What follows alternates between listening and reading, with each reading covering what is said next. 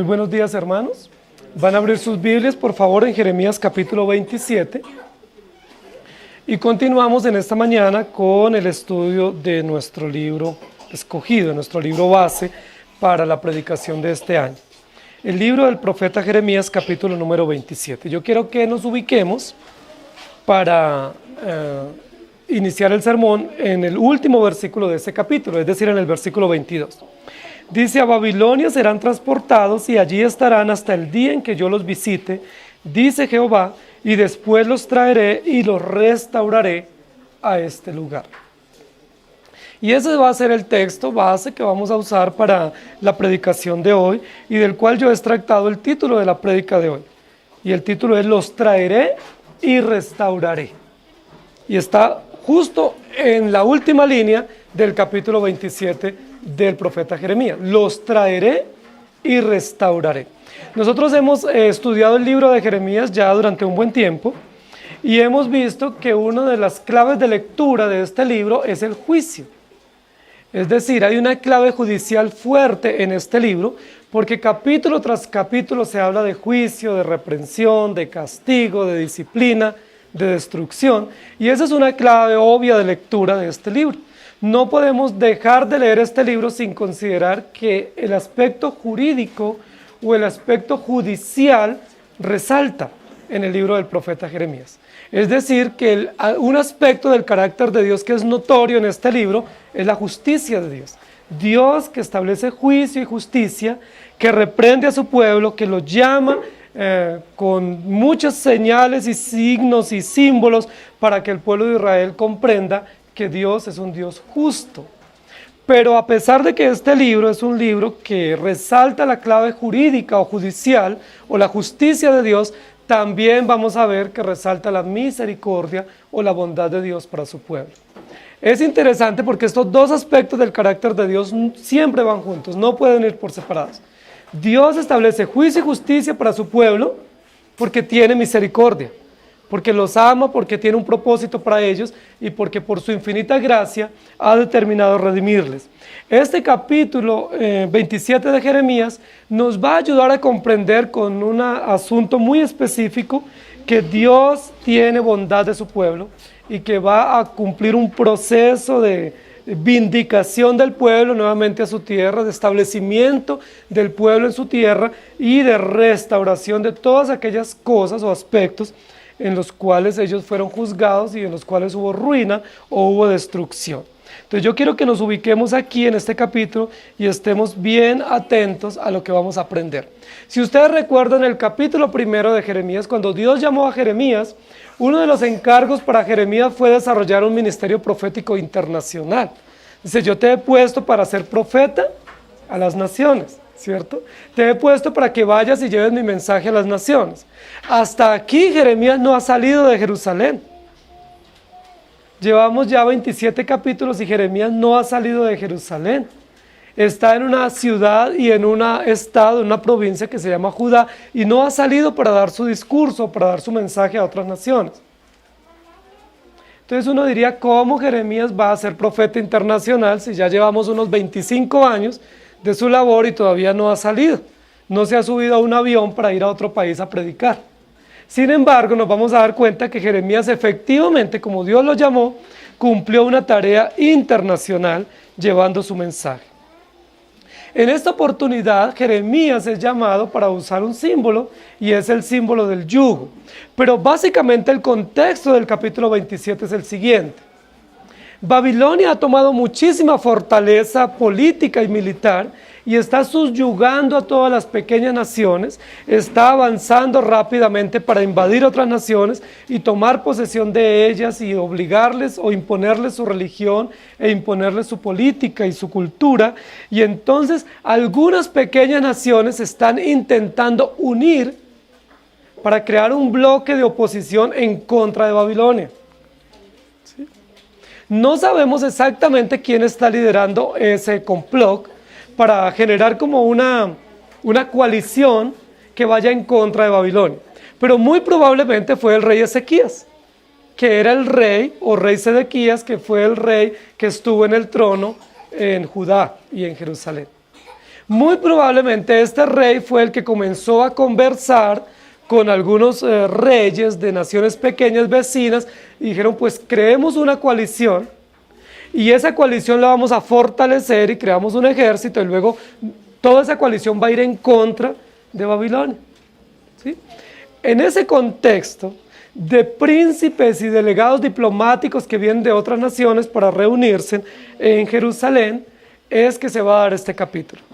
El capítulo surge cuando están todos esos diplomáticos o posiblemente ministros de guerra o embajadas que vienen de otros países para armar todo un plan estratégico para ir en contra de Babilonia.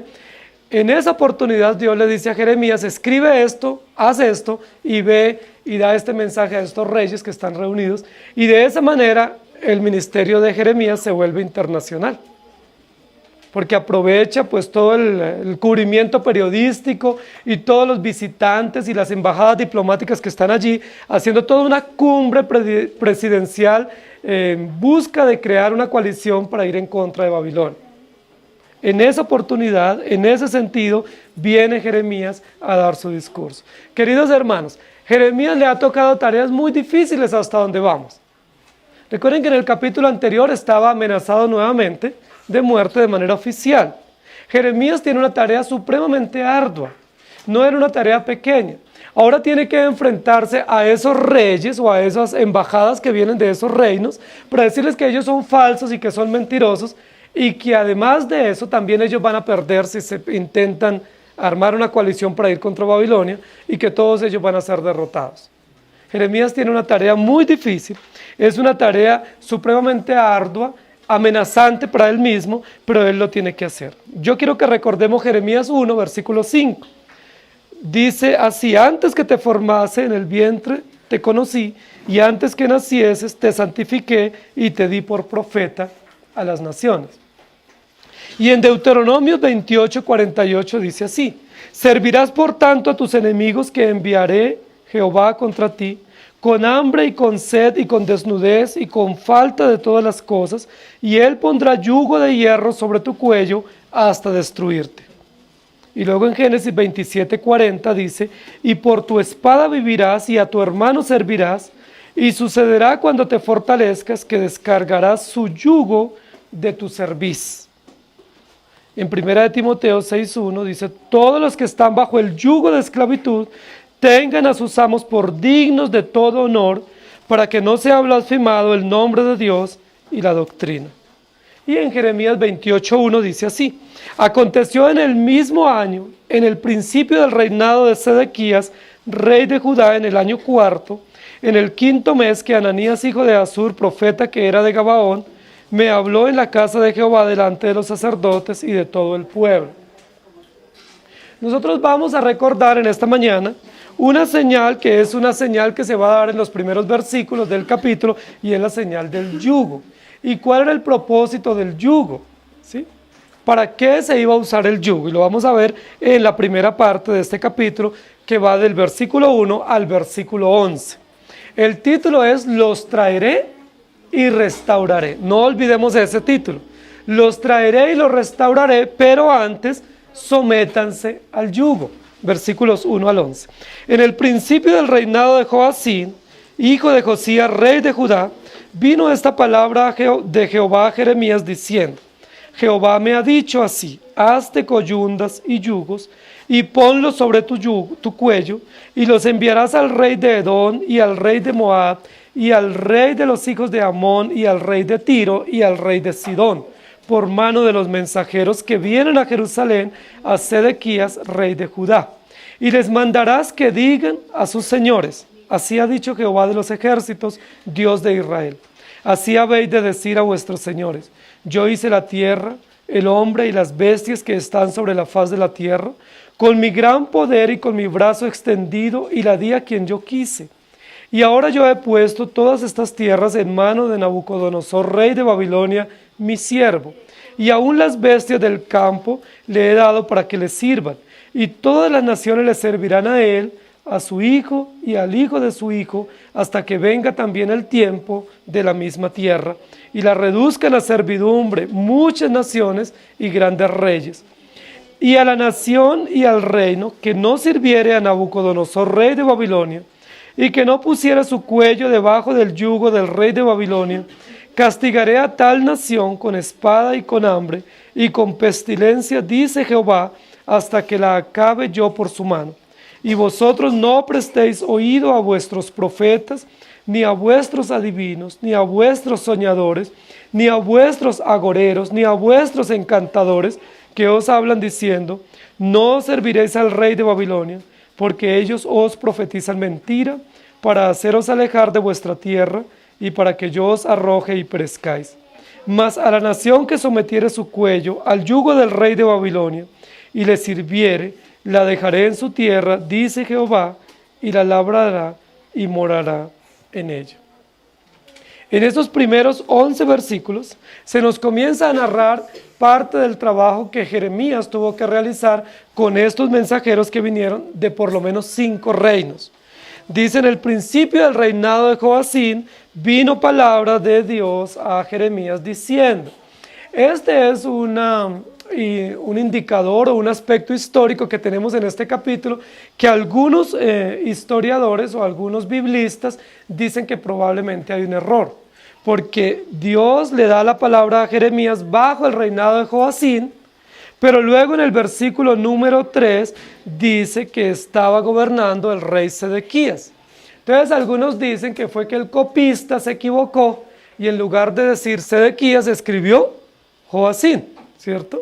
Otros dicen que lo más probable fue que este mensaje fue dado bajo el reino de Joacín para que se cumpliera en el periodo o en el reinado de Sedequías, ¿sí? Que no hay ningún error, sino que lo más probable es que se dio este mensaje cuando Joacín fue rey, pero que se ejecutó esta señal o este símbolo cuando Sedequías fue al reino e hizo esta alianza política. Lo que la Biblia dice que en la orden que se le dio a Jeremías fue hacerse coyundas y yugos y ponerlos sobre su cuello. Ahora, ¿por qué es importante la mención que se hace en el versículo primero sobre Joacín? Es importante porque nos va a decir nuevamente algo que ya lo ha dicho varias veces Jeremías, y es Joacín, hijo de Josías.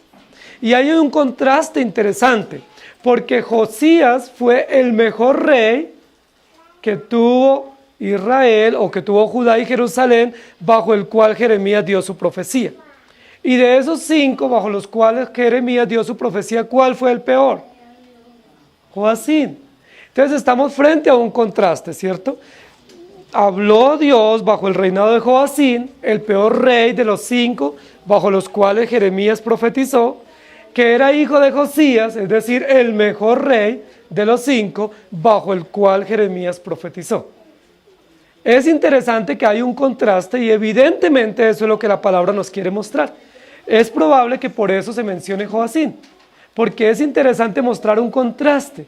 Es decir, hay un contraste de un rey que hizo lo bueno y de un rey que le sucedió que hizo lo malo. Y eso justo es lo que la Biblia nos quiere mostrar. Como hubo un rey que hizo lo bueno, que hizo unas reformas, y el pueblo no siguió esas reformas, sino que el siguiente rey fue malo y llevó al pueblo a la inmoralidad y a la idolatría, por eso ellos van a tener que afrontar lo que se va a describir en este capítulo. Lo que va a hacer Jeremías, versículo 2, es hacerse unas coyundas y unos yugos y ponerlos sobre su cuello. Dice la Biblia que iba a hacer unos yugos de madera y que los iba a poner sobre su cuello. Algunos de nosotros comprendemos eso porque estuvimos en el campo y hemos tenido que ver a los bueyes cuando están arando, o en algunos casos hemos visto otros animales u otras bestias que usan yugos, ¿sí? Los campesinos saben que exactamente cuando hay un animal que es indomable y que le gusta cruzarse las cercas e irse para las propiedades ajenas, la forma como el dueño doblega a ese animal es poniéndole un yugo de madera, ¿sí? El yugo es puesto para doblegar el animal y para imposibilitarle que él haga su propia voluntad, ¿sí? El yugo es puesto para doblegar o para dominar el animal y para hacerle que él haga la voluntad del amo y no su propia voluntad. Para eso se usa el yugo. El yugo es un símbolo de sometimiento, es un símbolo de humillación, es un símbolo de doblegar una voluntad indomable o un carácter indomable. El yugo solo se usa para los animales. El yugo lo usan los bueyes, se usaba para que los bueyes pudieran arar y no se fueran para otro lugar, sino que hicieran el surco bien derecho. Si el yugo era bien puesto y los animales eran bien seleccionados, que fueran de igual estatura y que estuvieran en la misma condición de fuerza, pues los surcos en la era iban a quedar bien rectos. Pero si los animales eran desiguales en fuerza o en tamaño, no iban a poder arar, porque la fuerza iba a recaer sobre uno y el otro no. Por eso la Biblia dice, no os unáis en yugo desigual, porque no hay comunión la luz con las tinieblas. Porque los dos animales que iban a ser ayuntados tenían que ser seleccionados que fueran de igual tamaño y de igual fuerza para que pudieran hacer la fuerza equilibrada y pudieran cumplir el propósito. Pero es muy interesante porque esta señal es una señal agrícola, de ganadera, era una señal o un símbolo que se usaba para los animales. ¿Por qué la palabra de Dios en el versículo 2, Dios le dice a Jeremías, hazte yugos y coyundas para amarrar esos yugos y ponlos sobre tu cuello? Nunca nosotros habíamos visto que el yugo se podía poner también en una persona. Y luego dice, y los enviarás al rey de Edom, y al rey de Moab, y al rey de los hijos de Amón, al rey de Tiro y al rey de Sidón, por mano de los mensajeros que vienen a Jerusalén, a Sedequías, rey de Judá.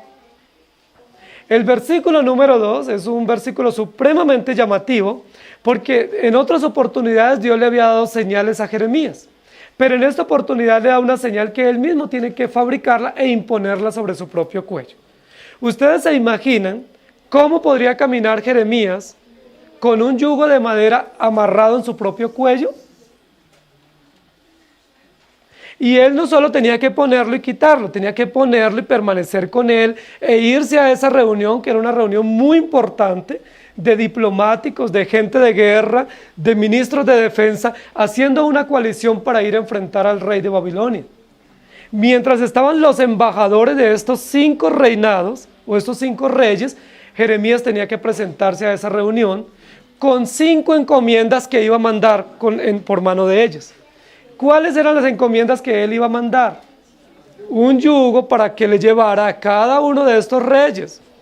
Nosotros a veces cuando recibimos visitas o sabemos visitas de alguien, a veces mandamos algunas encomiendas, ¿sí? Recientemente mandamos encomiendas para nuestra hermana Mónica. Nosotros mandamos encomiendas porque queremos que alguien nos lleve un mensaje, ¿cierto? Pero ¿cuál era la encomienda que Jeremías iba a mandar por mano de estos 5 embajadores? Yugos de madera y coyundas para asegurar esos yugos, ¿sí? Jeremías tenía que ir y decir, Dios me dijo que tú tienes que llevarle esta encomienda a su rey, para que su rey conozca esto y le diga el siguiente mensaje. Ahora, ¿cuál era la finalidad de estos yugos de madera? La Biblia nos va a decir cuál es el propósito, la finalidad. Y les mandarás que digan a sus señores, así ha dicho Jehová de los ejércitos, Dios de Israel, así habéis de decir a vuestros señores. Yo hice la tierra, el cielo, las bestias y todo lo que en ellos hay. Y le va a comenzar a describir. Pero básicamente lo que Jeremías tiene que hacer, simbólicamente, es poner el yugo sobre su propio cuello y caminar con ese yugo y enseñarle a estos príncipes cómo debe ser explicado el propósito del yugo para estos 5 reyes que están en Jerusalén en estos días. Ahora, Jeremías tiene que poner el yugo sobre el cuello. Imagínense ustedes si pueden caminar con algo en el cuello de madera que les imposibilite caminar derechos. ¿Cuál sería la sensación? O sea, primero no podrían caminar derechos, ¿cierto? Porque ese yugo estorba, imposibilita y no nos permite caminar derechos. Pero justo ese es el propósito del símbolo. El propósito del yugo es que la persona no pueda caminar derecha y que tenga que doblegarse o someterse. Por eso el versículo 2 dice, ponlo sobre tu cuello. Y habla también en otra oportunidad de ponerlo sobre la cerviz. La cerviz es las vértebras que quedan al comienzo acá de nuestra cabeza, y esas son las vértebras cervicales, y son las que nos permiten tener movimiento para nosotros doblar nuestra cabeza o levantarla. Pero generalmente, ¿cómo camina el ser humano? ¿Con la cabeza doblada o con la cabeza levantada? Normalmente caminamos con la cabeza levantada, muy erguida. Y la Biblia dice que generalmente nos cuesta mucho trabajo doblar la cabeza. Porque doblar la cabeza significaría doblar mi voluntad, o doblegar mi voluntad, o someterme a algo o a alguien. El propósito de esta señal es que al imponer la señal en el cuello, ¿qué va a suceder inmediatamente? Tenemos que doblarnos, es decir, someternos, y no podemos imponer nuestra propia voluntad. La Biblia dice en muchísimas oportunidades que el hombre y la mujer es duro de cerviz. Es decir, pareciera que esas vértebras no le permiten movimiento y doblegar su cabeza ante la voluntad de Dios. El propósito de esta señal es: dobléguense, sometan su voluntad y sometan sus agendas a Dios. Sométanse a Dios, porque solo a través del sometimiento a Dios y a los planes de Dios, ustedes van a poder vivir en medio de la oposición. Luego el versículo 5 dice: yo hice la tierra, el hombre y las bestias que están sobre la faz de la tierra, con mi gran poder y con mi brazo extendido, y la di a quien yo quise. Y ahora yo he puesto todas estas tierras en mano de Nabucodonosor, rey de Babilonia, mi siervo, y aún las bestias del campo le he dado para que me sirvan. Y todas las naciones le servirán a él y su hijo al hijo de su hijo, hasta que venga también el tiempo de la misma tierra y la reduzcan a servidumbre muchas naciones y grandes reyes. ¿Cuál es el mensaje que Dios va a mandar a través de Jeremías y de esta encomienda a estos 5 príncipes o estos 5 reyes? Que Dios es el creador de todas las cosas. La primera declaración en el versículo 5 es una declaración de soberanía. ¿Quién es soberano sobre toda la creación? ¿Quién hizo todas las cosas? ¿Quién hizo la tierra, la naturaleza? ¿Quién hizo las bestias, los animales y todo lo que hay sobre la tierra? ¿Cómo fue hecho eso? Con gran poder y con autoridad, con brazo extendido, con mucha autoridad y gobierno, Dios hace y sustenta todas las cosas. Entonces, primero, Dios hizo todas las cosas. Segundo, las hizo con poder y con autoridad. Y tercero, Él las puede dar a quien Él quiera. Esta primera declaración del versículo 5 es una declaración de soberanía y de señorío de Dios sobre todas las cosas. Es decir, que no tengan duda que yo soy el creador de todas las cosas.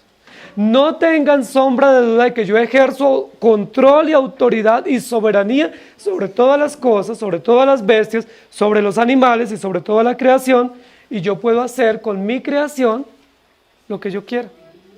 Yo la puedo dar, yo la puedo entregar a quien yo quiera. Y el versículo siguiente, Dios dice: ahora, en este momento histórico, yo la he entregado a Nabucodonosor, mi siervo.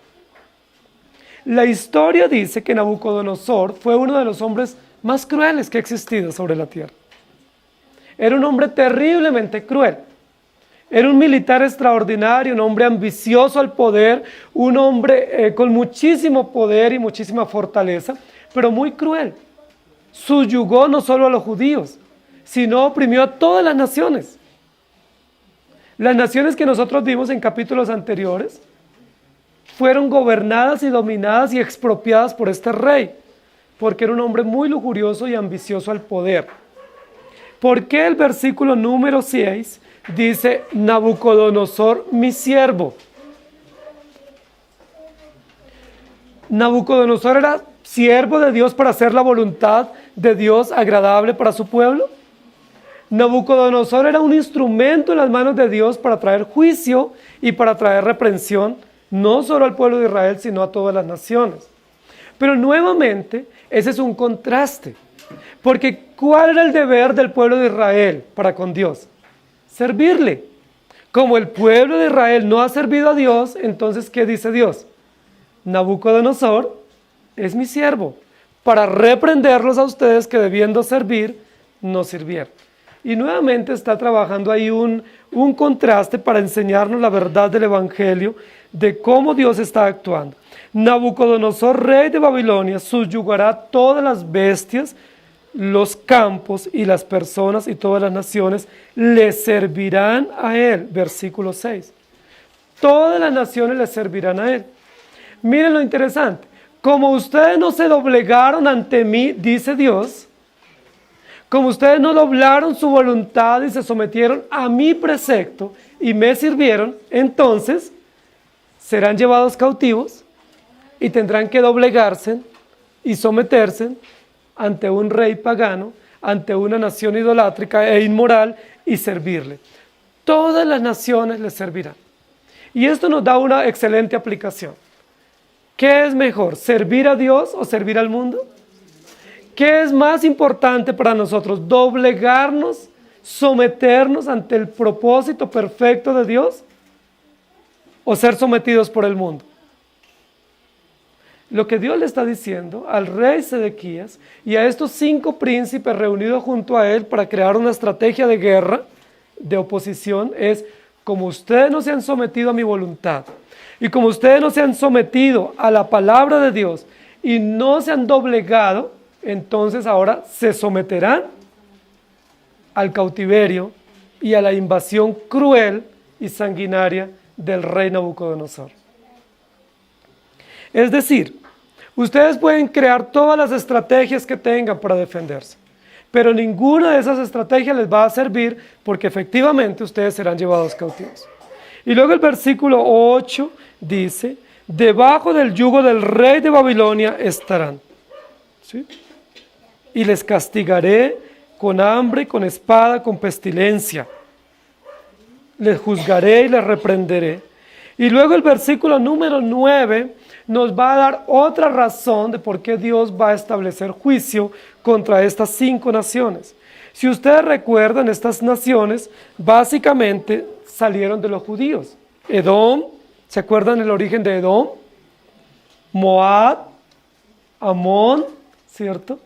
Tiro y Sidón venían de descendencia de los judíos, de las descendencias de la historia bíblica, de Abraham y de los hijos que él tuvo con otras mujeres. Luego dice: estas naciones servirán a Babilonia. Pero el versículo 9 dice: y vosotros no prestéis oído a vuestros profetas, ni a vuestros adivinos, ni a vuestros soñadores, ni a vuestros agoreros, ni a vuestros encantadores, que os hablan diciendo: no serviréis al rey de Babilonia. ¿Cuál había sido uno de los problemas del pueblo de Israel y de estas 5 naciones vecinas? Que cada una de ellas se había provisto de profetas, de mensajeros falsos, de agoreros y de adivinos que les decían lo que ellos querían escuchar. Y hemos trabajado durante los capítulos anteriores que uno de los consignas del pueblo de Israel era: atiendan la voz de Dios. Sin embargo, ellos no atendían. Una y otra vez Dios dice: pero ustedes no escuchan mi voz. ¿Pero a quiénes sí escuchan con facilidad? A los adivinos, a los agoreros y a los falsos profetas. ¿Sucede hoy en la actualidad? Tenemos mensajeros de Dios y no los atendemos porque no nos gustan, porque su discurso no es atractivo, porque lo que advierten es juicio, porque nos hablan correctamente del carácter de Dios, y eso no nos gusta. Pero ¿a quién prestamos atención con facilidad? A aquellos que nos endulzan el oído y nos dicen exactamente lo que nuestra propia concupiscencia quiere que se nos diga. Estas naciones, no solamente Judá, sino también las otras naciones, se habían provisto de una serie de profetas, adivinos, soñadores, encantadores, que les decían lo que ellos querían oír. Y la palabra es tan interesante que nos da varios sinónimos para que no nos quede duda. Porque si dijera solamente profeta, cualquiera diría: no, pues sí, profetas. Dios estableció profetas. Pero la Biblia dice que estos profetas eran falsos Y esos profetas realmente eran unos soñadores. Es decir, enseñaban o decían cosas utópicas que nunca se iban a dar y de esa manera distraían al pueblo. La invasión era inminente, no solo para Judá, sino para todas estas naciones vecinas. Sin embargo, ¿qué decían estos soñadores en sus reuniones? No vamos a servir al rey de Babilonia. No vamos a ir cautivos. No es cierto que el rey de Babilonia va a prevalecer. Unámonos y creemos un bloque común para ir en contra de Babilonia, porque no es cierto que eso va a suceder. Y de esa manera habían tranquilizado al pueblo, y de esa manera ellos crearon una estrategia militar para defenderse de Babilonia, porque estos soñadores o estos adivinos o encantadores les decían, no es cierto lo que va a venir. Ahora, habla de encantadores, que realmente es una práctica pagana para encantar o innubilar animales, ¿cierto? Pero aplicado a cómo estos que amaestraban o domaban o encantaban animales, lo hacían también con el pueblo. Es decir, el pueblo había perdido la conciencia, había perdido la razón y de manera como si fuera un animal estaban encantados o soñando también sin sentido pensando que eso iba a suceder. Lo que va a pasar es que el profeta Jeremías en esa reunión les va a decir, no es cierto. Todo lo que dicen estos encantadores no es cierto, no les presten atención, no los escuchen, porque ellos profetizan mentira para hacerlos alejar de vuestra tierra y para que yo los arroje y perezcáis. No los escuchen porque ellos dicen mentira. Queridos hermanos, nosotros hoy en día, como Jeremías lo denunció, y Jeremías se volvió odioso para su propia nación y para el mundo conocido, hoy en día nosotros enfrentamos situaciones similares. Hay falsos profetas. Hay falsos profetas que sueñan, adivinan y especulan diciendo cosas que nunca van a suceder. Por ejemplo, hay muchos soñadores hoy en día en muchísimas reuniones, justo en este momento, que estarán diciéndole a sus auditorios, el plan de Dios es bendecirte y darte muchísimas riquezas. Hay muchos soñadores, adivinos y encantadores diciéndole, Dios no está interesado en tu vida pecaminosa o en tu problema moral, Dios está interesado en bendecirte y en prosperarte y en llenarte económicamente. Hay muchísimos lugares donde habrá muchos falsos profetas diciendo a este momento, tú no tienes por qué humillarte delante de Dios. Tú no tienes por qué arrepentirte de tus pecados. Lo que tú tienes que hacer es ordenarle a Dios lo que tú quieres que Dios haga para ti. Nada de doblegarse, nada de someterse a la voluntad de Dios y nada de reconocer que tú eres pecador. Lo que tienes que hacer es ponerte muy firme, muy enérgico y decirle a Dios, tienes que hacer esto para mí. Te lo ordeno y tienes que hacerlo para mí. ¿Conocen algunos de ellos? Que decretan, que ordenan y que Dios es un Dios servil en función de ellos para satisfacer sus concupiscencias. Eso era lo que sucedía en la época de Jeremías. Soñadores, encantadores, adivinos, agoreros, diciendo que puede suceder muchas cosas que Dios no había ordenado. Y la orden de Dios para Jeremías y para el pueblo es no les presten oído. No les presten oído a esos profetas. Nosotros les decimos hoy lo mismo, que es lo que Dios dice, porque Dios no cambia. No presten oído a estos falsos profetas, ni siquiera pierdan tiempo escuchándolos. No sacan ningún provecho dedicando un tiempo escuchando a estos falsos profetas que son agoreros, que son adivinos, ¿sí? Porque tienen muchísimos agüeros de sentimientos, de ilusiones, de percepciones personales. Yo sentí, a mí me parece, yo creo, yo supongo. Dios les habla a ellos cuando están en el baño, cuando van en la calle, cuando van por el carro, hablándoles cantidad de cosas audibles que Dios no ha dicho.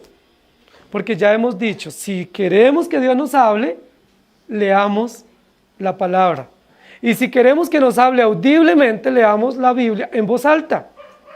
Y vamos a escuchar audiblemente la voz de nuestro Dios. El texto dice que si la nación no se somete al yugo de Babilonia y le sirviere, tendrán que ir al cautiverio. Dios lo que les está diciendo es, por favor, sométanse a Babilonia y de esa manera no serán llevados cautivos. Si ustedes se someten, bajan la guardia, le dicen al rey de Babilonia que ustedes están dispuestos a servirle, él no los llevará cautivos. Pero si no se someten, serán llevados cautivos. Es decir, la única opción es, sométanse. Y ustedes y yo sabemos que el tema de la sumisión o la sujeción es un tema bíblico, pero es un tema que nosotros generalmente tenemos resistencia. Porque ¿quién de nosotros de manera dispuesta se somete? ¿Quién de nosotros llega a un lugar y dice, no, dime lo que hay que hacer, lo que tú digas está bien?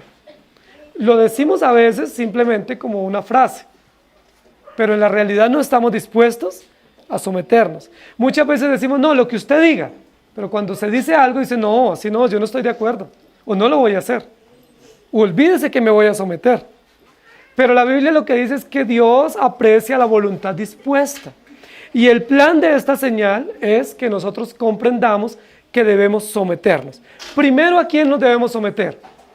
A Dios, porque Él es el creador soberano de todas las cosas. Nos debemos de someter. El sometimiento no es una opción para el creyente. El sometimiento es una obligación. Sométanse a Dios. Sométanse a Dios, ¿por qué? Porque Él es el creador de todas las cosas, porque Él es soberano y porque Él es la autoridad nuestra sobre todas las acciones y decisiones. Sométanse a Dios. Pero la segunda acción de sometimiento, en el caso del capítulo, ¿para quién es? Sométanse al rey de Babilonia. Es decir, sométanse a sus autoridades. Sométanse a las autoridades porque Dios, que es soberano, nos puso autoridades y esas autoridades las puso porque Él quiso. ¿A quién quiso darle el mundo conocido en ese momento histórico? A Babilonia, y se constituyó un imperio poderoso. Entonces, por lo tanto, sométanse. Muchas personas dicen, no, yo a Dios sí me le someto, pero yo no me someto a los hombres. Bueno, es imposible. Porque mi sometimiento a Dios lo demuestro a través del sometimiento a las autoridades que Dios ha puesto. Y sabemos que Dios ha puesto autoridades en la casa o en el hogar. Dios ha puesto autoridades en la iglesia, pero también ha puesto autoridades en la sociedad.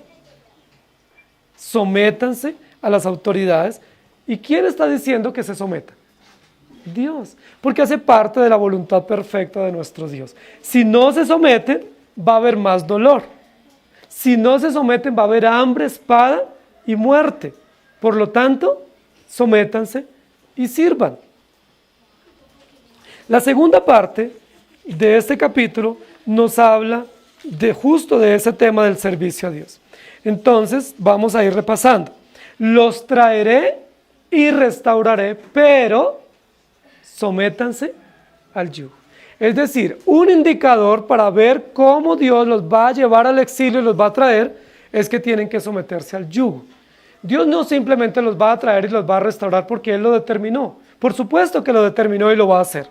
Pero también Él hace que ese propósito de la restauración cumpla el efecto. ¿Cuál es el propósito del exilio? ¿Traerle sufrimiento al pueblo? ¿Cuál fue el propósito racional del exilio? Corregir a su pueblo, disciplinar a su pueblo y limpiarlo. ¿De qué básicamente tenían que limpiar Dios a su pueblo? De su idolatría y su inmoralidad. Básicamente.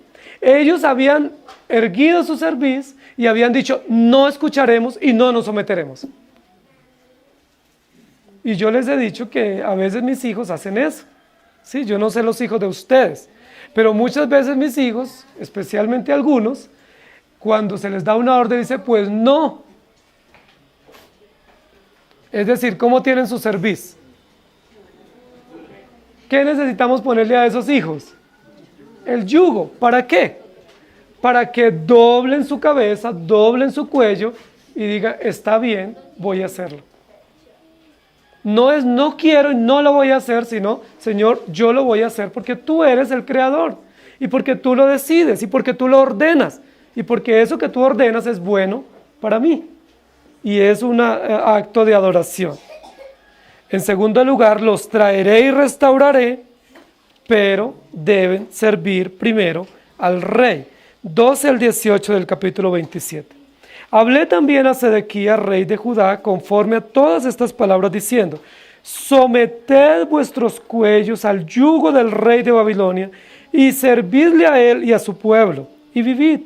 ¿Por qué moriréis tú y tu pueblo a espada de hambre y de pestilencia, según ha dicho Jehová de la nación, que no sirviera al rey de Babilonia?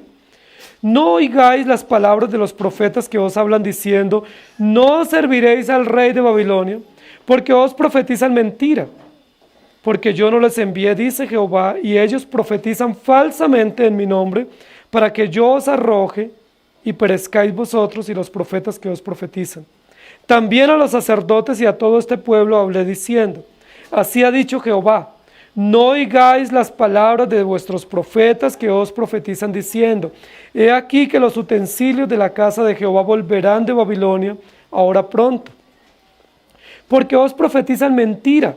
No los oigáis, servid al rey de Babilonia y vivid. ¿Por qué ha de ser desolada esta ciudad? Y si ellos son profetas, y si está con ellos la palabra de Jehová, oren ahora a Jehová de los ejércitos, para que los utensilios que han quedado en la casa de Jehová, y en la casa del rey de Judá y en Jerusalén, no vayan a Babilonia. El profeta Jeremías, en el primer momento del capítulo, se dirige a los príncipes que están reunidos en Jerusalén con el rey Sedequías, haciendo una estrategia militar para enfrentar al rey de Babilonia. Es decir, primero se dirige a ellos y primero les da el yugo a ellos y les envía esta encomienda a sus reyes para que lleven esta noticia a estos países, y les dice: ustedes van a ser llevados cautivos a Babilonia, deben someterse para que no vayan al cautiverio y no le presten oído a sus profetas, adivinos y encantadores que tienen en esos países. Ahora, que haya adivinos y profetas falsos en esos países, pues no nos ha de extrañar, porque eran naciones paganas, porque eran otros pueblos que no tenían un sistema monárquico y sacerdotal y profético establecido por Dios. No nos debiera extrañar. Sin embargo, en el segundo momento del capítulo, versículo 12, se dirige Dios de manera directa a el rey Sedequías. Es decir, esta parte del 12 al 18 es exclusivamente un mensaje no para los otros reinos, sino para la propia casa, para Sedequías. Habló también Dios a Sedequías diciendo: someted vuestros yugos al rey de Babilonia y servidle. Dos cosas que debieran haber hecho directamente para Dios sin tener que haber enfrentado la esclavitud o el exilio. Debieran haberse sometido a Dios y debieran haberle servido. ¿Se habían sometido a Dios? No. ¿Le habían servido? Tampoco. Entonces, ¿qué dice Dios ahora?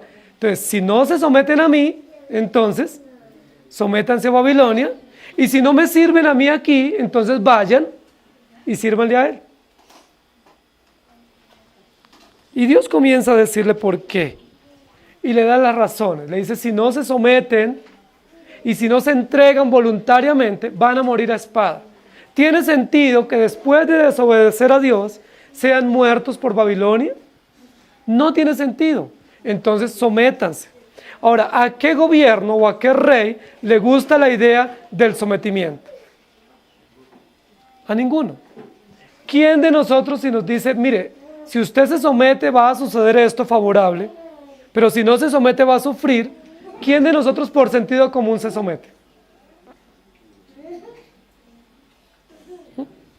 Y de hecho hay algunas películas que han sacado: retroceder nunca, rendirse jamás. Y ese realmente no es un principio bíblico. Algunos de ustedes lo han visto, ¿cierto? Ese es un eslogan bíblico, es un proverbio bíblico, es un principio del evangelio. Retroceder nunca, rendirse jamás. Es decir, nunca se someta, nunca se doblegue, nunca se rinda. ¿Qué dice la Biblia? Lo contrario. La Biblia dice: sométase. La Biblia dice: ríndase. La Biblia dice: dobléguese. Arrepiéntete, humíllate. Ese es el evangelio. Por eso el evangelio es antagónico a la filosofía del mundo. Porque la filosofía del mundo es: no se deje. ¿Cómo que se va a dejar? Olvídese. Yo no me dejo, ¿sí? Y yo también puedo y le voy a demostrar que lo voy a hacer. ¿No nos pasa eso muchas veces en nuestras contiendas? Pero la Biblia dice, el que se humilla será ensalzado. El que se doblega será enaltecido. El que se rinde será levantado. Ese es el Evangelio. Y Dios lo que está reclamando a su pueblo es, ustedes han sido indomables. Ustedes han sido indestructibles. No se doblegan con nada. Entonces, les va a tocar someterse a este hombre cruel. Ahora, ¿ustedes qué piensan? Si el rey de Babilonia no hubiera sido tan cruel y tan sanguinario y tan enérgico, ¿hubiera podido doblegar al pueblo de Israel? No lo hubiera logrado porque el pueblo de Israel se le hubiera enfrentado. Y estaban haciendo una alianza para enfrentarse. Pero Dios dice, aunque hagan alianza, Babilonia es más fuerte, porque yo estoy con Babilonia, porque Nabucodonosor es mi siervo, y yo voy a hacer que Babilonia triunfe, y voy a hacer que ustedes todos sean doblegados. Y luego sigue diciendo Dios, en el versículo 14, para Sedequías, y ya este es el mensaje local para Jerusalén y Judá, no oigáis las palabras de los profetas que os hablan diciendo, no serviremos a Babilonia, porque ellos les profetizan mentira. Es decir, no solo las otras naciones tienen profetas falsos, que realmente son unos adivinos y unos encantadores, unos soñadores, sino que también el pueblo de Israel se ha provisto de profetas falsos. ¿Por qué ellos no atendían lo que Jeremías decía? Porque lo que Jeremías decía no les agradaba, a su oído no era agradable, pero lo que decían los profetas falsos era muy agradable al oído. No vamos a tener que ir a Babilonia.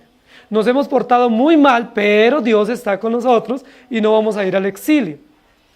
Pero luego Dios se dirige a los sacerdotes, versículo 16. También a los sacerdotes les dije, así ha dicho Jehová, de vuestros profetas que profetizan diciendo. El tema de los sacerdotes era el siguiente. Había existido anteriormente una invasión de soldados babilonios y había habido una primera deportación. ¿Recuerdan? Que en esa primera deportación fueron los jóvenes sabios que estuvieron allá, entre ellos Daniel.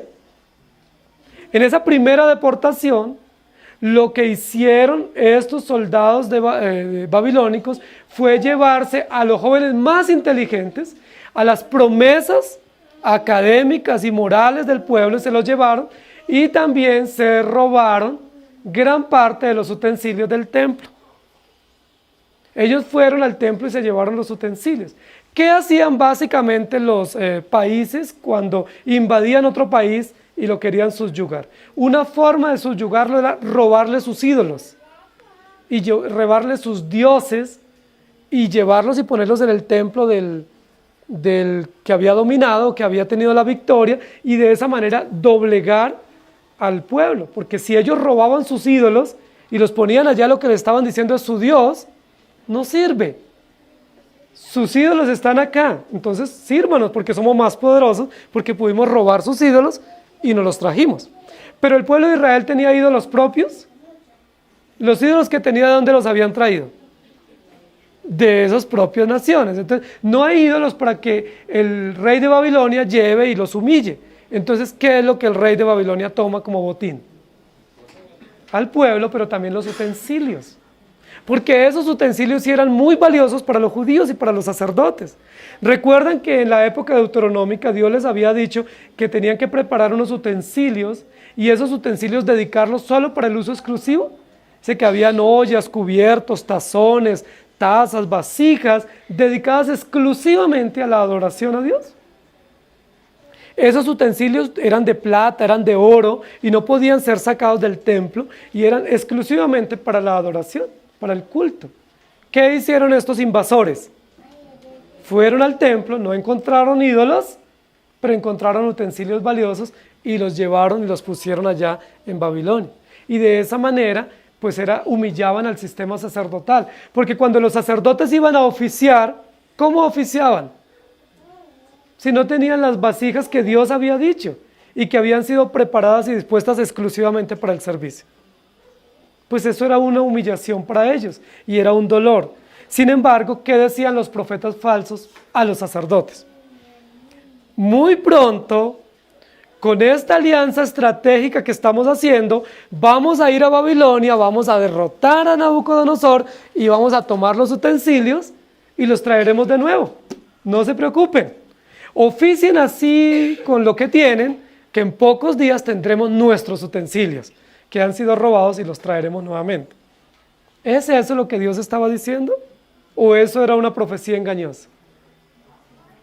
Dice, no le pongan cuidado a esos profetas falsos, porque no es cierto. No es cierto que van a lograr ir y recuperar esos utensilios y traerlos nuevamente a su lugar. Eso es una profecía mentirosa, engañosa. Lo cierto es todo lo contrario, que van a ser llevados cautivos y van a estar 3 generaciones cautivos durante 70 años. Tú, tus hijos y los hijos de tus hijos. Y no solo tú y tus hijos y tus nietos servirán al rey, sino que todos los pueblos y luego serán traídos. Entonces no acepten esta profecía engañosa. No los oigáis, versículo 17.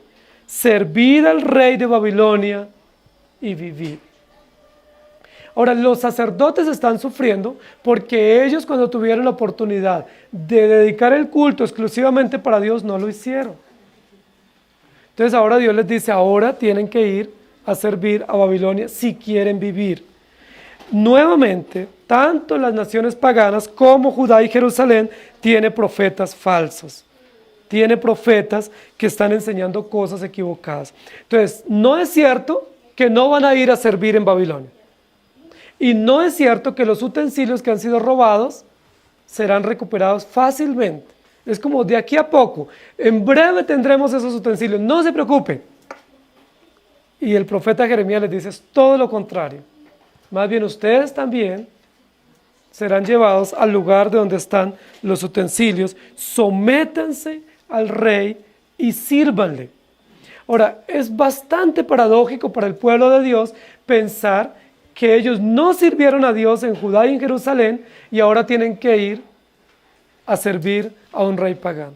Es muy contradictorio, es muy difícil que ellos acepten eso y por eso hay gran resistencia. ¿Cómo así que vamos a tener que servir en Babilonia? Babilonia era un imperio poderoso y era enemigo de ellos y también era cruel y era inmoral. ¿Cómo así que vamos a servir a Dios? Pero Dios les dice a través de Jeremías, van a tener que ir a servir a ese rey. Y vamos a ir a la tercera parte, versículos 19 al 22. Y dice así, porque así ha dicho Jehová de los ejércitos acerca de aquellas columnas, del estanque, de las basas y del resto de los utensilios que quedan en esta ciudad, que no quitó Nabucodonosor, rey de Babilonia, cuando transportó de Jerusalén a Babilonia a Jeconías, hijo de Joacín, rey de Judá, y a todos los nobles de Judá y de Jerusalén. Así pues ha dicho Jehová de los ejércitos, Dios de Israel, acerca de los utensilios que quedaron en la casa de Jehová y en la casa del rey de Judá y en Jerusalén. A Babilonia serán transportados y allí estarán hasta el día en que yo los visite, dice Jehová, y después los traeré y los restauraré a este lugar. El versículo 19 en adelante no es nada esperanzador para el rey Sedequías y para los que están escuchando y los que van a tener que vivir este momento. No es nada esperanzador porque termina la parte anterior diciendo, no se preocupe, las tazas, los cubiertos, las vasijas, los garfios serán traídos con facilidad y podremos oficiar nuestras ceremonias tranquilamente. Pero el versículo 19 lo que Dios le dice es, no señores, así dice Dios. Lo que Nabucodonosor no se llevó y quedó, será llevado. ¿Y qué es lo que no se llevó? Y comienza a describir las columnas del templo. Si se llevaban las columnas, ¿qué significa esto? Que el templo iba a ser totalmente destruido. ¿Sí? Recuerden que las columnas eran maravillosas, arquitectónicamente hablando. Que todo el diseño del templo era maravilloso. y que era uno de las joyas arquitectónicas del país y de los judíos, y ellos idolatraban su templo. Dice, no solo se llevaron los instrumentos sobre los cuales oficiaban los sacerdotes, sino que ese templo, que es una edificación muy notoria y muy sobresaliente, va a ser destruido. Las columnas y del estanque, de las basas y del resto de los utensilios serán llevados. Es decir, va a ser destruida la ciudad, va a ser destruida la seguridad de la ciudad, y todo lo que falta va a ser llevado también a Babilonia. ¿Eso es un mensaje halagador para una nación? ¿Ustedes creen que cuando Jeremías habló así, el rey Sedequías dijo, no, pues entonces vamos a servir al Dios verdadero? ¿Qué hizo Sedequías ante ese mensaje? ¿Qué hizo el pueblo ante semejante mensaje, con símbolos, con señales tan descriptivo, diciendo todas esas cosas serán llevadas por el rey Nabucodonosor? Ahora, lo que está diciendo ahí, lo que quedó en esta ciudad será llevado. Lo que Nabucodonosor no se llevó en la primera vez, se lo llevará en la segunda vez. Ellos pensaban que ya esas profecías se habían cumplido y que había sido esa primera deportación por Jeconías el cumplimiento de las profecías de Jeremías, pero que realmente no iba a haber 70 años de exilio. Y lo que Dios les está diciendo es, no, señores, esa primera deportación es solo un abrebocas de lo que va a venir. No canten victoria, porque esto es solamente el principio de lo que va a venir. Porque en el principio se llevaron a los más nobles y se llevaron los utensilios del templo. Ahora van a venir por el resto de la población y por el resto de los utensilios. Así pues ha dicho Jehová acerca de todos estos utensilios: a Babilonia serán transportados y allí estarán hasta el día en que yo los visite. Dios lo que hace es derrumbar el mensaje de estos profetas falsos y decirle a Sedequías que no atienda, ni él ni los sacerdotes, a estos mensajes, porque así como ya hay una primera deportación, va a haber una segunda definitiva donde van a sufrir terriblemente hasta el día en que yo los visite. Y esa frase, aunque pudiera ser una expresión nefasta para el pueblo de Israel, de saber que efectivamente van a ser llevados todos estos útiles y también las personas a ser dominados por Babilonia, esta frase del versículo 22, hasta el día en que yo los visite, realmente reviste muchísima importancia para nosotros. Porque lo que está diciendo es, efectivamente van a ser llevados, pero no van a ser llevados por siempre. Ni van a quedarse allá por siempre, sino que yo los voy a visitar. Y esa es una frase muy interesante, muy esperanzadora para nosotros. Por ejemplo, si alguno de nosotros es internado en la clínica y tenemos un diagnóstico pues no favorable y sabemos que vamos a tener que permanecer allá, pero nuestros seres queridos nos dicen, no se preocupe, yo voy a venir a visitarlo, ¿cómo eso lo recibimos? ¿Cómo esa información o esa verdad de que vamos a ser visitados mitiga el dolor y la soledad y la ansiedad? No se preocupe, yo voy a estar pasando a visitarlo. Yo pasaré y lo visitaré. O personas cuando están en las cárceles, o cuando están en situaciones de riesgo, o aún en su casa, enfermos, incapacitados, cuando las personas más allegadas a nosotros nos dicen, no se preocupe, yo paso mañana o esta semana paso y lo visito. Ahora, ¿cuánto más si eso viene de parte de Dios? ¿Cuánto más cuando Dios les dice a ellos, van a enfrentar todo este sufrimiento, pero yo pasaré y los visitaré? Ahora, la visita de Dios no es una visita como llamamos una visita de médico, o no es una visita para ir y enterarse y regresar. Ahí dice cuál es el propósito de la visita. Ahora, ¿por qué Dios visita? ¿Es que Dios no está todo el tiempo con nosotros? ¿No es el omnipresente que está en cada lugar y en cada circunstancia con nosotros? ¿Para dónde se va Él cuando no nos visita? ¿Con quiénes está? ¿A quiénes está visitando? Lo que está diciendo Dios aquí no es que Él se va a olvidar de su pueblo, ni que Él tome distancia de su pueblo, o que Él no esté presente en todas las realidades de su pueblo, sino que Él los ha entregado temporalmente por 70 años bajo el yugo de Babilonia, pero luego de cumplirse ese tiempo exacto, preciso de la esclavitud, Dios mismo irá y con mano poderosa los libertará y los regresará. Dios no está diciendo que se ha olvidado de su pueblo. Él no se olvida de su pueblo. Dios no abandona a su pueblo ni lo deja a la deriva. Lo que está diciendo es, Nabucodonosor es mi siervo para traer reprensión, para traer limpieza a mi pueblo, pero luego yo iré y los libraré de la mano del rey Nabucodonosor. Es decir, no rehúsen someterse a Babilonia, porque eso también es un designio. No rehúsen doblegarse ni servir al rey de Babilonia, porque eso es temporal y luego yo los visitaré y haré que eso termine, ese yugo, y luego lo retornaré. Y continúa el versículo 22. Dice Jehová, y después de ese periodo o de ese tiempo en la esclavitud, los traeré y los restauraré a este lugar. Está hablando de dos cosas que van a ser traídas y restauradas. Van a ser traídos los utensilios que han sido robados o que han sido llevados como botín, pero van a ser traídos también los judíos que estuvieron en el exilio y que se sometieron a la opresión de Babilonia, van a ser traídos y restaurados nuevamente al lugar que les corresponde. Queridos hermanos, el versículo 22 termina con una nota, con una enseñanza, con una idea supremamente maravillosa, porque comienza hablando de juicio, pero termina hablando de esperanza. Ahora, en el juicio también hay esperanza.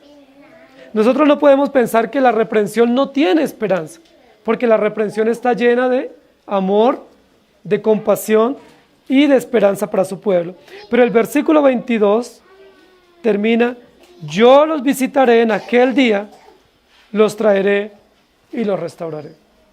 El capítulo termina con una noción de tranquilidad y de serenidad. No importa si tienen que pasar adversidades, no interesa si tienen que someterse al yugo, no interesa si tienen que doblegarse ante el rey de Babilonia. Yo los visitaré en aquel día, los traeré y los restauraré. Queridos hermanos, nosotros generalmente, por nuestra propia condición natural, no estamos diseñados para doblegarnos. Todo lo contrario.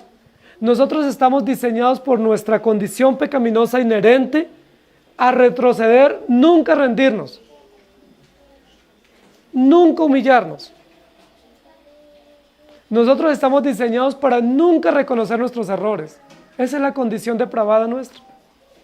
¿Quién de nosotros cuando comete un error dice, sí, yo me equivoqué en esto, le pido perdón? Cuando pedimos perdón, cuando a duras penas pedimos perdón, decimos, si en alguna cosa me equivoqué, o si fue que te ofendí, o ya que usted dice que se siente ofendido, entonces pues perdóneme. Pero nosotros no estamos diseñados por nuestra condición pecaminosa para reconocer nuestros errores, para doblegar nuestra cabeza y para humillarnos. Por eso el tema de la sujeción y de la sumisión es un tema neurálgico en la vida nuestra. Porque ¿quién se quiere someter? ¿Quién dice yo voluntariamente me voy a someter? No lo hacemos. Ninguno lo hacemos porque nuestra condición es no me rindo, no me someto. Y a veces hasta el último suspiro todavía no nos queremos rendir. Pero Dios es soberano y Dios es perfecto. Y como Dios es perfecto y conoce que somos hombres y mujeres depravados, Él sabe exactamente cómo doblegarnos. Dios sabe exactamente el tamaño y la calidad del yugo que debe poner sobre nuestro cuello para doblegarnos. Él sabe exactamente. En este momento histórico, ¿cuál fue el yugo para Israel? La esclavitud. Y no por 1 año, ni por 2 años, ni por 5 años. 70 años. Dios sabe cuál es el yugo. Porque si nosotros lo buscamos, nosotros no vamos a ponernos un yugo tan pesado. Porque nosotros nos amamos mucho, ¿cierto? Y nosotros por nuestro amor propio, nosotros decimos, no, ya, suavecito. Suavecito ya con eso tengo. Pero Dios dice, no, no es suavecito. Somos hombres duros, obstinados de corazón, incrédulos, que nos gusta oír cosas halagüeñas, pero no nos gusta oír la palabra ni someternos a ella, entonces Dios nos doblega. Dios doblegó al pueblo de Israel, queridos hermanos. Ellos pensaban que no y Dios los doblegó. ¿Cómo nosotros como padres doblegamos a nuestros hijos? Y si no los logramos doblegar cuando están pequeños, ¿qué va a pasar con esos hijos a medida que van creciendo? Si nuestros hijos no logramos doblegarlos con la disciplina, con la enseñanza, con el ejemplo, esos hijos cuando crezcan nos van a doblegar a nosotros. Pero ¿cómo Dios nos doblega? Y yo quiero que tú pienses, ¿cómo Dios te está doblegando a ti o te puede doblegar a ti? Porque tú y yo somos igual, como ese rey Sedequías indomable, que no se sometía, que no doblegaba su cabeza, que no se agachaba, de voluntad firme. La gente hoy en día dice, no, es que yo soy de carácter, yo no me dejo de nadie. Pero la Biblia no dice eso. La Biblia dice que es indomable, soberbio, altivo, y necesita ser doblado. ¿Cómo Dios nos dobla? Dios usa varias maneras para doblegarnos. Pues por supuesto primero su palabra. Nos doblega a través de su palabra, nos doblega a través de la obra del Espíritu Santo en nuestras vidas, nos humilla una y otra vez. A través de la doctrina nos humilla y nos doblega. Por eso esta doctrina es maravillosa, porque nos doblega, nos muestra que somos pecadores, nos muestra que somos incapaces y nos muestra el camino que es Jesucristo. Pero también nos doblega a través de las circunstancias. Dios nos da hijos porque los hijos también son un buen medio para doblegarnos. Por eso dice, no es bueno que el hombre esté solo, es bueno que se case, porque a través del matrimonio también nos doblega. Ese es un yugo bueno. Ese es un yugo necesario, saludable para Dios doblegarnos. Pero nos doblega también a través de diversas situaciones que enfrentamos, personales y familiares. Situaciones económicas, enfermedades, pérdidas. Muchas situaciones Dios nos doblega y hace que nosotros nos humillemos delante de Él. ¿Cuánto va a durar ese yugo sobre nuestro cuello? ¿Cuánto duró el pueblo de Israel con el yugo? Muy bien, yo creo que no va a ser más de 70 años. Así que hay esperanza para nosotros. Yo creo que el yugo del matrimonio no va a superar los 70 años. Así que anímense. Y el yugo de los hijos tampoco va a superar los 70 años. Hay esperanza para nosotros. O el yugo de la enfermedad, o el yugo de la crisis no va a superar los 70 años. Y nos podemos dar por bien servidos. Y agradecemos a Dios por eso. Hasta el día en que Él nos visite, nos traiga y nos restaure, o nos llame a su presencia para disfrutar de sus bondades. Queridos hermanos, yo los traeré y restauraré, dice el Señor. Pero ¿cómo nos va a traer? Humillados y doblegados. ¿Nos va a traer erguidos y soberbios y prepotentes? No. No va a hacerlo. Primero nos va a doblegar. Primero se va a tomar escasos 70 años para doblegarnos. Y luego nos llama a su presencia, lo cual es muchísimo mejor. El salmista dice, los años del ser humano son 70 años, que son los años del yugo también. Inclinen su rostro, por favor. Amado Señor, cuán esperanzadora es tu palabra. Cuánto gozo y cuánta alegría encontramos en tu palabra. Porque pese a nuestra maldad y a nuestro obstinado corazón, pese a que somos indomables, tú nos doblegas con tu palabra. Has puesto tu palabra en nuestro corazón, has puesto tu espíritu en nosotros y nos haces doblegar, nos haces rendir. Dice tu palabra, toda montaña se bajará, todo collado se allanará. Tú nos humillas, Señor, y te damos gracias, porque cada día nos humillas. Y hoy nos estás humillando con tu palabra. Hoy nos estás doblegando y limpiando a través de tu palabra. Y nos has dado un yugo, Señor, que es el perfecto al tamaño del cuello de cada uno de nosotros. Que ese yugo que has puesto para nosotros es a la horma de nuestro corazón pecaminoso. Es al tamaño de nuestra concupiscencia.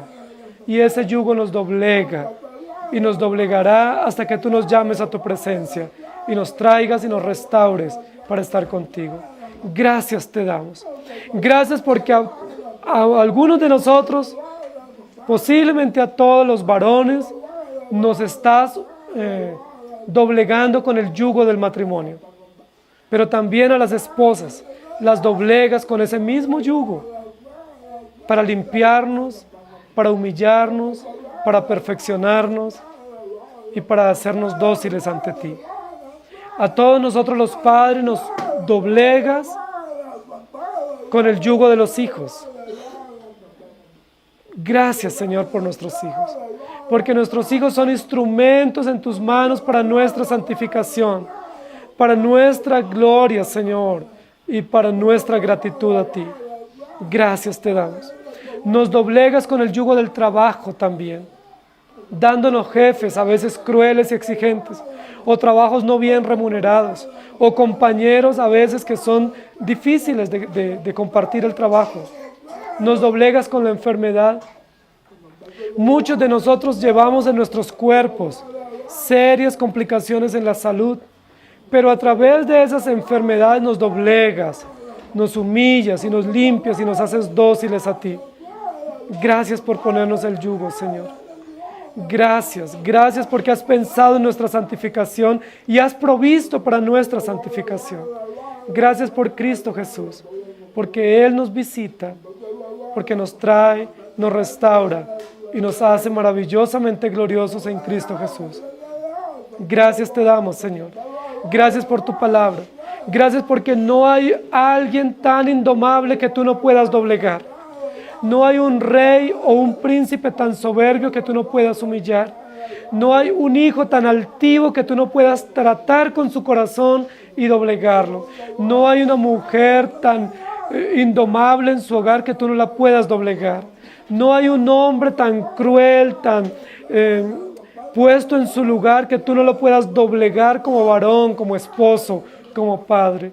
Gracias porque estamos todos en la misma condición, todos indomables, pero todos siendo domados por ti, todos con el mismo yugo y todos con la misma gracia que viene de ti y la misma esperanza, la misma promesa de ser restaurados y puestos en el lugar de gloria y de honor después de tu cumplir tu propósito en nuestras vidas.